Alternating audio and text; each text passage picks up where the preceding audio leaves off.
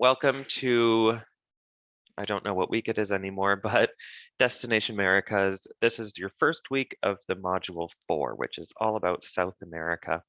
So today we're doing a bit of an introduction to the whole continent of South America, but we're focusing in on Ecuador and Colombia, which are up in the Northwest.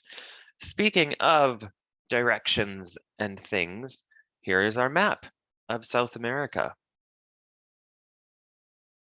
There we go. It is the fourth largest continent, located mostly in the southern hemisphere. There is an equator, the equator. It goes right about there, right through the country, called Ecuador. That's where it gets its name from. So most of the continent is south of the equator, which means that they have opposite seasons from us. So if you leave from Canada in July or August, you'll go down to Argentina, Uruguay, most of Brazil, Chile. They're all experiencing winter. Of course, it's still July and August for them, but it's winter for them. So their seasons are backwards, south of the equator. There are 12 countries in South America, and you can see them on our map. And now I will ask you your classic question. Have you been to any of these places? Oh, I have a yes. That's super exciting. I have one yes. Okay, but unfortunately I can't see who said yes. But if you're comfortable to share with us, maybe you can type it in the chat where you've been. That's really exciting. So let's move on to our, oh, amazing. To our next map, there we go. So the person who has been down to Argentina and Brazil. Awesome. I have also been to those countries and they're quite incredible. So I said that South America has 12 countries. There are those countries listed alphabetically. It is best to know which countries they are, and of course on the map, because this is a geography course, so you'll want to watch for that and remember which countries are where. There are other territories in South America, and they can sometimes be considered separate, whether that's because they belong to another country or that they're not part of the actual continent. So, for example, you have the Galapagos Islands, and we're actually going to look at those today, west of Ecuador, about 1,000 kilometers west, which you can see sort of cut off here in this picture, in this map. But they belong to Ecuador. So not exactly a separate country, but not attached to the mainland continent. Falkland Islands, those are down here. They belong to the UK, actually. And there was a war there not that long ago, when you think of it, between Argentina and the UK. French Guiana, which is up in the north, sort of northeast-ish, it's right there. That belongs to France. And Easter Island, which is way over in the middle of the Pacific Ocean. It is considered geographically, in a way, I guess, part of South America because it officially belongs to Chile. Even though they have their own indigenous population and everything else, Chile, on paper, Chile owns it. So, landforms of South America. Here is yet again a different map. You can see a few things that stand out. One is that the Amazon is really big. The Amazon forest. It's about 1/3 of the continent. Makes it the largest tropical rainforest in the world. And in that basin, in the Amazon, it has the Amazon River, which is the largest river in the world by volume. How much water is inside? Then you have the Andes along the west coast of the whole continent, going all the way from southern Chile way up and touches Panama. So Amazon basin, in case you can't see my mouse, There's the Andes mountain range. We also have the Atacama Desert, which in terms of deserts worldwide is a bit small, but it's big. Like when you're there, it's quite big.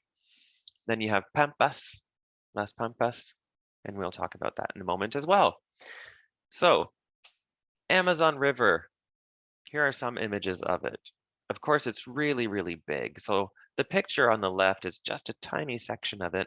And the picture on the right is actually the delta of the Amazon as it's leaving from the continent and going out into the Atlantic Ocean.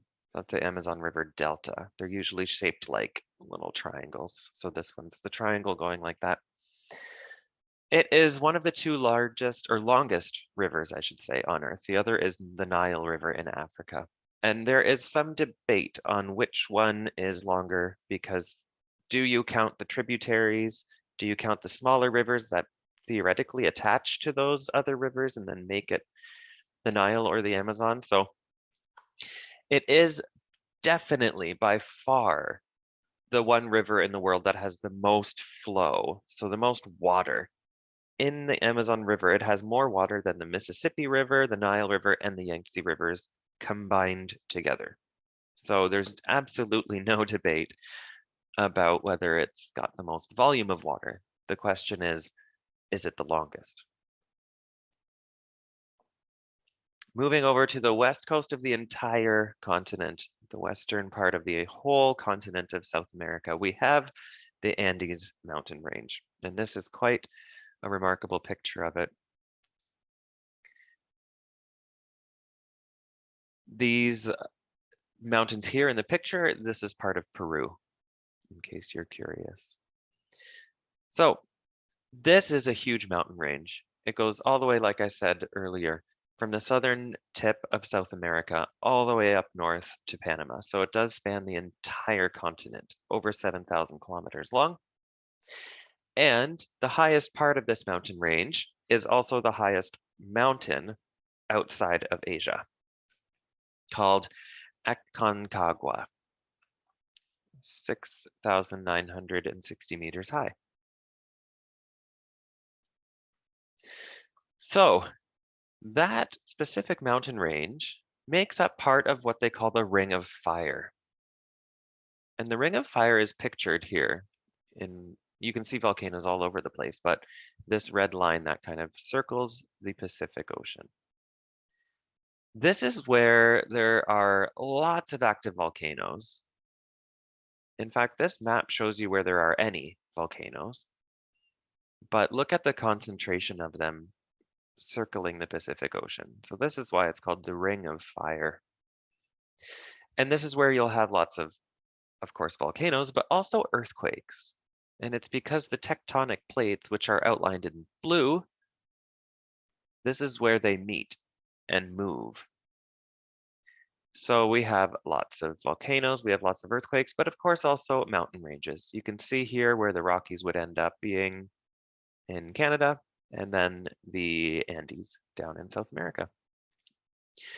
So they're geologically young, these mountains, and there are over 600 volcanoes only within the country of Chile.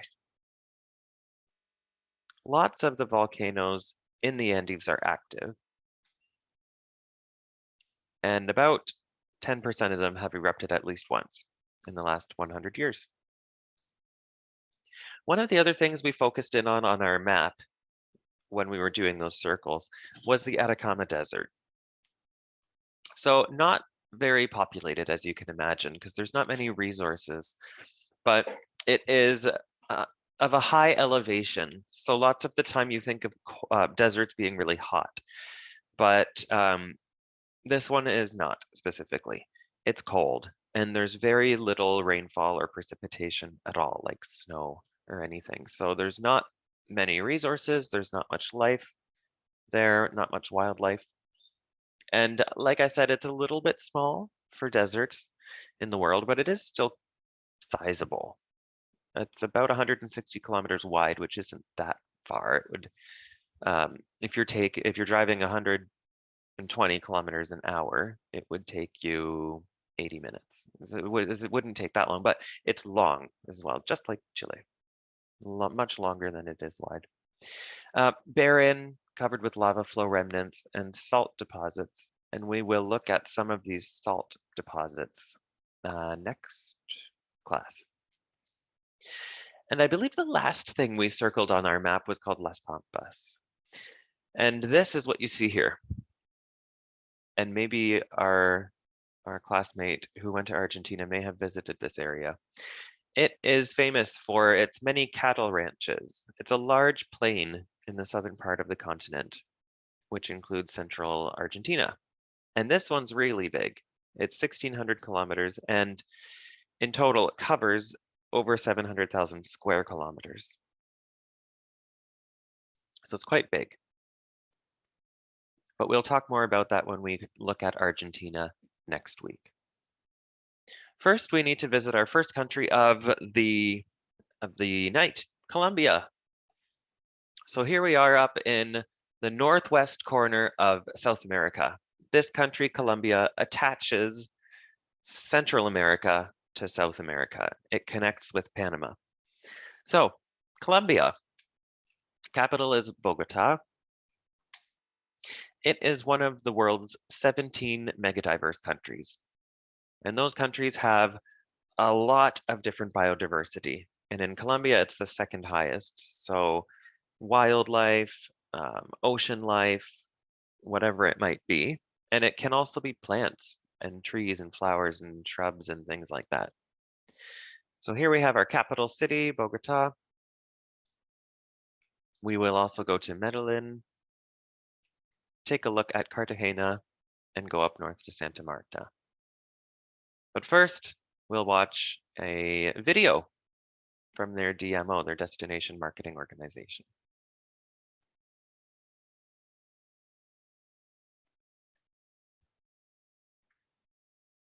Colombia is the most welcoming country you could ever visit.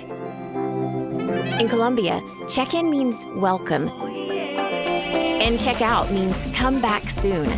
Greetings here are made of smiles and open doors everywhere you go. Here, you'll be welcomed by a rhythm unlike any other. Well, actually by over 1,000. Just picture more than 1,920 bird species greeting you with their beautiful colors and songs, and humpback whales breaking the waves to wave at you. Colombia is a country where the people and their various cultures are ready to blend with yours, welcoming you with a charming song-like accent that's bound to make you dance, where entire towns say hi to you from their balconies, and where warm looks always welcome those who crossed the warm sea, where the world's most beautiful river flows to greet you with 5 stunning colors, and a seaside snowy peak is ready to surprise you. Only Colombia could welcome you with the enormity of the Andes, the mysterious Amazon, endless plains lit by breathtaking sunsets, the vast Pacific Ocean, and climates that change from one place to the next. Visit Colombia, the most welcoming place on Earth.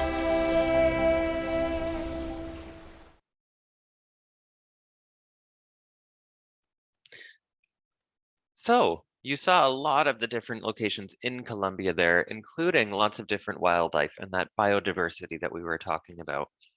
Now, Colombia does a lot of work in Canada advertising for tourism.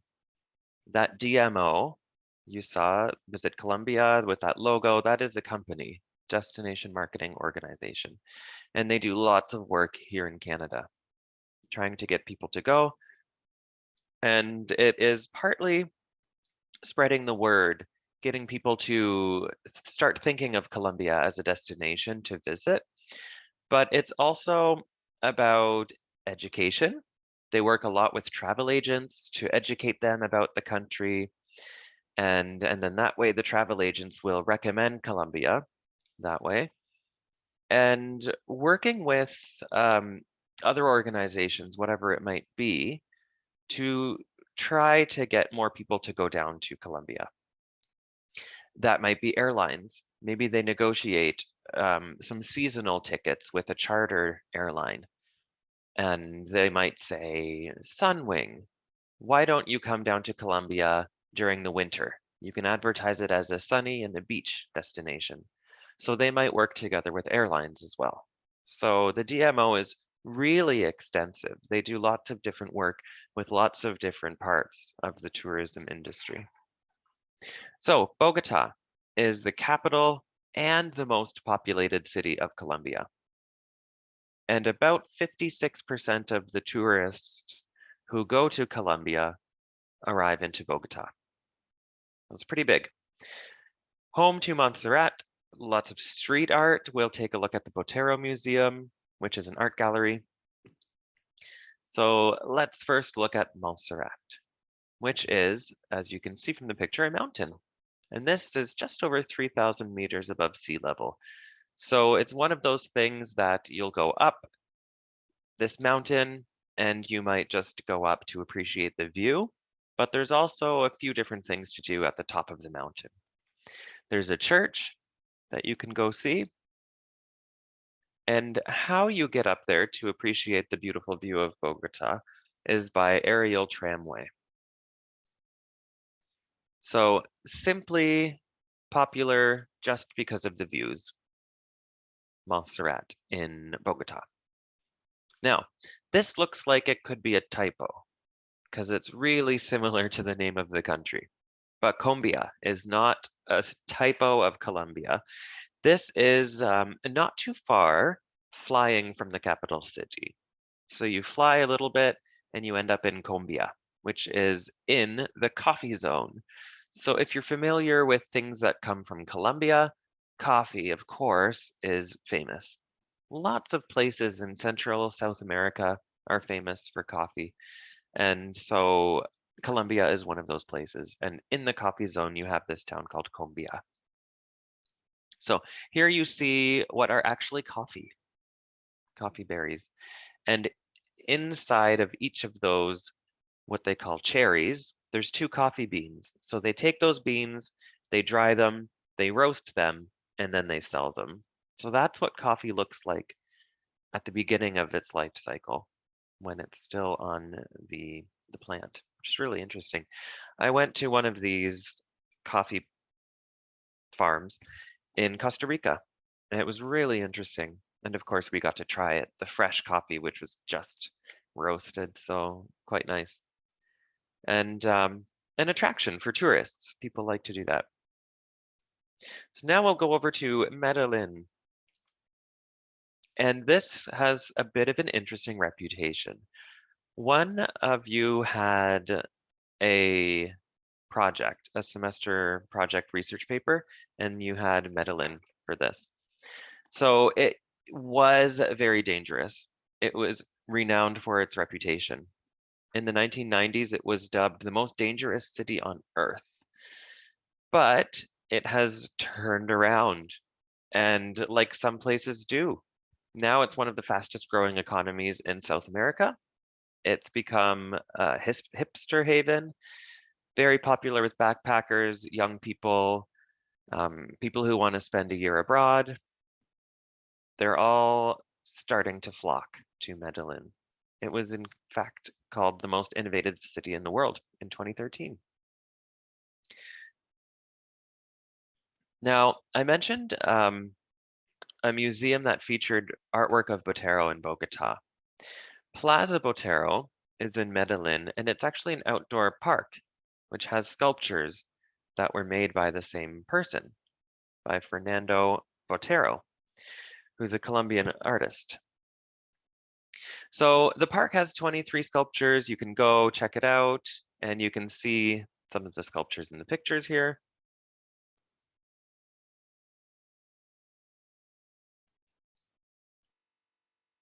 Next, we'll go over to Cartagena. Cartagena is a little further north than the capital city.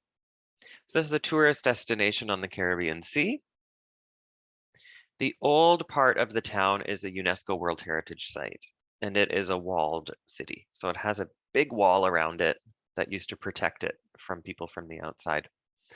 And when you look at the picture on the right and you see the next picture coming up, you'll see what I mean by it blends the old and the new. In fact, in the next picture, you see both the old and the new. So all of these new skyscrapers over here, and then you have the walled city. And this is the wall that I'm talking about.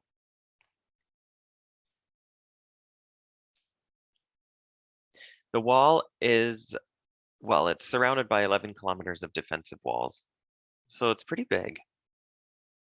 And like I said, a UNESCO listed World Heritage Site.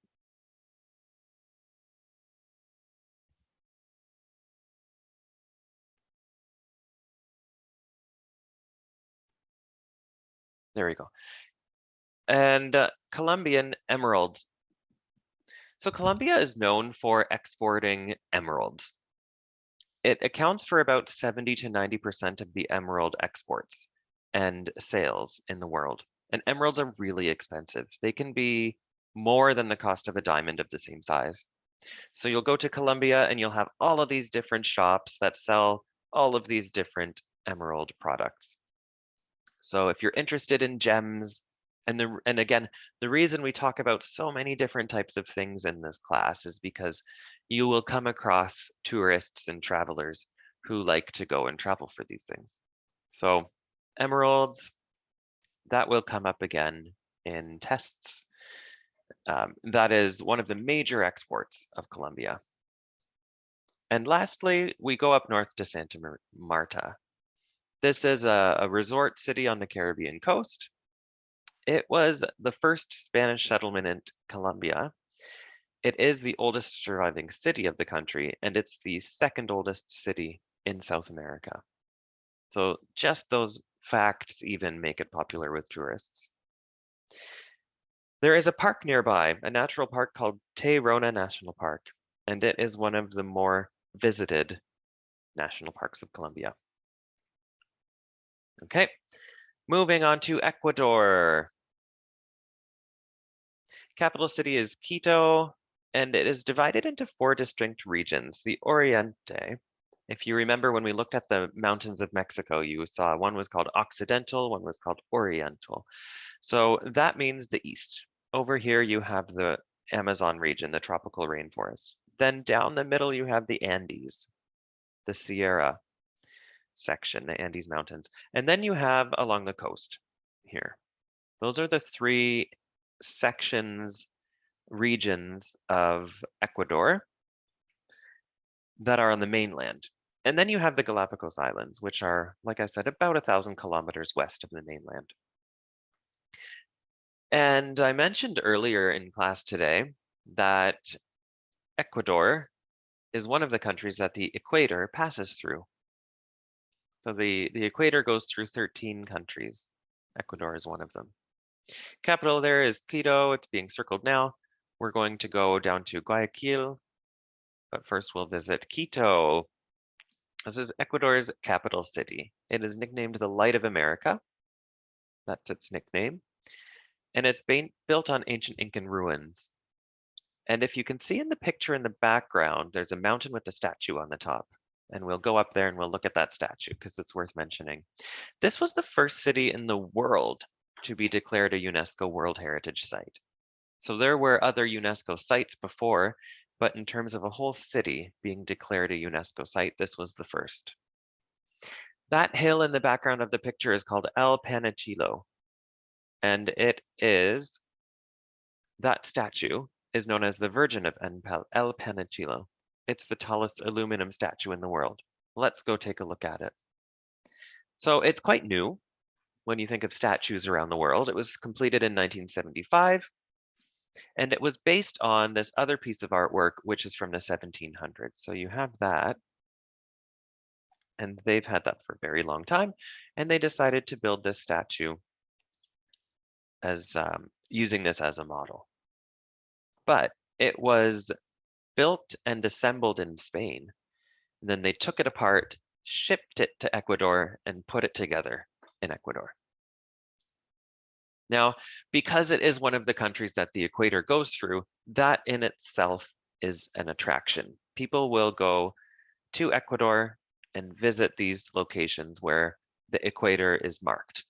In this case, you can see it at the Intiñan Museum. This is pretty close to Quito, next to the Mitad del Mundo monument, which means the middle of the world. And you can see exhibits from places on the equator and see some science experiments that are being done. And not just this place, you can visit the equator at lots of different points in the country. That Mitad del Mundo is pictured here. Oh, I put my picture back too soon. It translates to the middle of the world. This is 26 kilometers north of central Quito, but it's a nice big monument that people like to go see. And this ball, which is presumably the world, and you can see the yellow line that comes down. In this picture, to the right of it is north, to the south of it, or to the left of it is south. That's the idea. That was the idea when they built it, which was before modern day GPS. Because now that we have GPS, they've figured it out more exactly. And this monument is about 240 meters south of the equator. But it makes for a great photo opportunity, and they haven't moved it yet. So kind of a funny little fact. Now, we're going to go over to the Oriente section of the country of Ecuador. And remember, that's east. We're going into the Amazon now. It's called Tena. And Tena is located where the Tena River and the Pano rivers meet. So the waters are rough. It is, that makes it popular with whitewater rafters. Again, another one of those low-cost destinations that tend to attract young people, backpackers. So they have inexpensive hotels, they have cheaper restaurants, and so on. So you can see one of the guys here carrying his little guitar. Now we'll go over to Banos, which is at the base of the Tungurahua volcano, which is one of the active volcanoes down in South America. And just like when we looked at the volcano, the Arenal volcano in Costa Rica, at the base of this volcano, they have heated thermal baths, and the rivers are naturally heated, the waterfalls are naturally heated. So it attracts people who are looking for relaxation in a really beautiful setting. But also, if they're not really into relaxing, you can have some pretty extreme adventure sports here as well. Canyoneering, ziplining, rock climbing, there's aerial bridges, and something called the swing at the end of the world, which is actually a collection of 3 swings. One is staffed, so one is supervised, and 2 of them you can just use. You just walk up and jump on. I probably would not do it. Just looking at that really makes me feel a bit sick. But of course, amazing for Instagram, which is a legitimate reason that people travel. People like to get the best pictures for Instagram, which is why different parts of the travel industry are becoming more popular. Accommodation is becoming really important for people now, because it's not anymore a place where you just show up to sleep. People now like to take pictures of their accommodation and post them online. So they like to stay at places that are pretty or in some way fancy or unique or something. So it's funny to say, but Instagram does affect the way people travel. Myself included, I have to say. I have gone to a few places just because I wanted the good Instagram picture. Okay, now we're going to Guayaquil, and this kind of blends us into the last part of today's lesson, which is the Galapagos Islands. So Guayaquil is on the mainland in Ecuador. It is the most populated city in Ecuador. It's also one of the 2 cities that you can fly from to reach the Galapagos Islands. One is Quito, the capital, and one is Guayaquil. So you can leave from each of those cities and fly into the Galapagos Islands. But Guayaquil is not just a place that you go to leave. You can spend some time there and explore as well. You can see just from the picture how beautiful it is, the colors of the buildings and cafes, there's art galleries. It is right on the coast, so there's beautiful waterfront views as well. And for the last little bit of the lesson today, we'll go to the Galapagos Islands. So these are about 1,000 kilometers west of mainland South America. They belong to Ecuador. They're a little difficult to get to, but not impossible. I mean, they're easy enough to fly into, but sometimes you'll end up spending lots of money to go, especially if you go with an organized tour, which makes it so much easier, but it can be a little bit more expensive that way. So here you're looking at the Galapagos Islands. There are 21 islands. Most people don't visit 15 of them, I'd say. The whole place is a UNESCO World Heritage Site, and you'll see why in a moment. But we will go to Santa Cruz, we'll go to San Cristobal. Isabella is the largest island. And there's a couple airports you can fly into. There's one, it's on Santa Cruz, and one that's on San Cristobal. And here is a quick introduction video to the Galapagos Islands. Oh, I'm sorry, no. It looked like a video in my preview, but it's not quite there yet. Why are the Galapagos Islands so famous? So they were undisturbed, uninhabited for millions of years, which allowed each of the species there to evolve, even from island to island. They're close to each other, but like a bird on this island evolved differently than a bird on this island, and they had the same ancestors. So the bird that existed a million years ago were the same.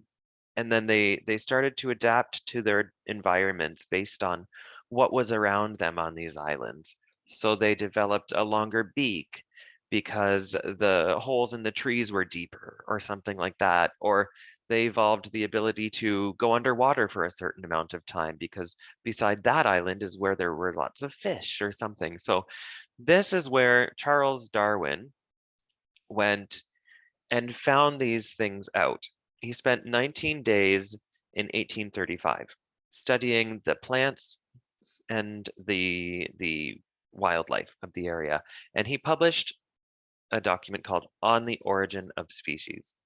And that kind of made the theory of evolution widespread as opposed to the theory of creation. So really interesting place and really interesting history before people got there, but now just as interesting to visit because you can see those differences as you travel from island to island. And now here's our quick video to introduce them.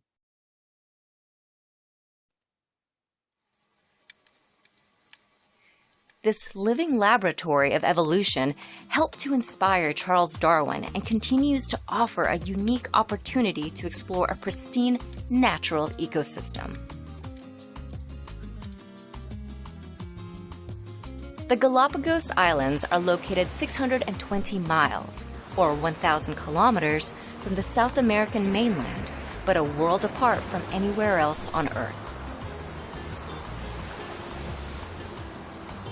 The archipelago and its surrounding waters, located where 3 ocean currents converge, are famed for the unique animal species found nowhere else on Earth, including marine iguanas, giant tortoises, flightless cormorants, and a diverse variety of finches.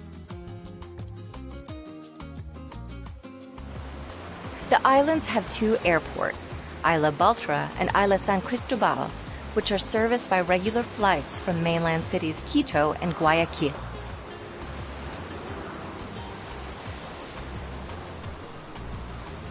As water temperatures change and seasons shift, different types of wildlife become more or less plentiful, so it's worth keeping a must-see species list in mind when planning your itinerary.